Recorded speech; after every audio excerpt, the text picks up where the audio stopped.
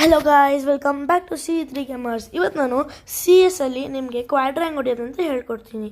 ನೀವು first open ಸ್ಪೇಸಿಗೆ ಹೋಗಿ open ಸ್ಪೇಸಿಂದ R high ಪಾಯಿಂಟ್ಸಿಂದ ಎನಿಮೀಸ್ನ locate ಮಾಡ್ಕೋಬೇಕು. ಲೊಕೇಟ್ ಮಾಡಿಕೊಂಡು ಫಿನಿಷ್ ಮಾಡಬೇಕು. Most of the time enemies ಎಲ್ಲ ಒಂದು ಟೀಮಲ್ಲಿ ಬರ್ತಾರೆ, ಲೈಕ್ 2 or 3 ಇಲ್ಲಂದರೆ ಸಿಂಗಲಾಗಿ ಬರ್ಬೋದು ಒಂದೊಂದು ಸತಿ. ಇಲ್ಲಿ ನೋಡಿ, ನಾನು ಇವಾಗ ಇವನ್ನ ಹೊಡೆದೆ. ಆಮೇಲೆ ನಿಮ್ಗೊಂದು ಹೆಲ್ಪ್ಫುಲ್ ಪಾಯಿಂಟ್ ಕೊಡ್ತೀನಿ. ಇವಾಗ ಒಬ್ಬ ಸೈಡ್ ಆ್ಯಕ್ಟಿವ್ ಕ್ಯಾರೆಕ್ಟರ್ ಇದ್ದಾನೆ, ಶೀರೋ ಅಂತ. ಅವನ್ನ ತೊಗೊಂಡು ಎಕ್ಯೂಪ್ ಮಾಡ್ಕೊಳ್ಳಿ.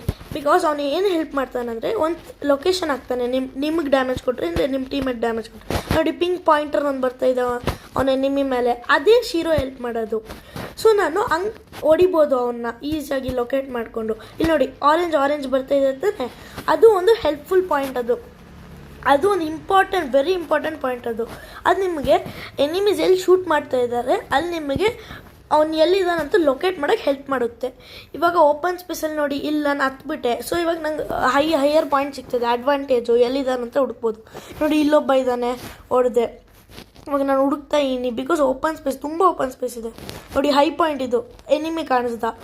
ಈ ಥರ ನೀವು ಹೈ ಪಾಯಿಂಟ್ಸಲ್ಲೂ ಹೊಡಿಬೋದು. ಮೋಸ್ಟ್ ಆಫ್ ದ ಟೈಮ್ ನೀವು ಈ ಪಾಯಿಂಟ್ಸ್ ಎಲ್ಲ ಇಟ್ಕೊಂಡು ಕ್ವಾಡ್ರಾ ಹೊಡಿಬೋದು. Thank you guys, that's all for this video.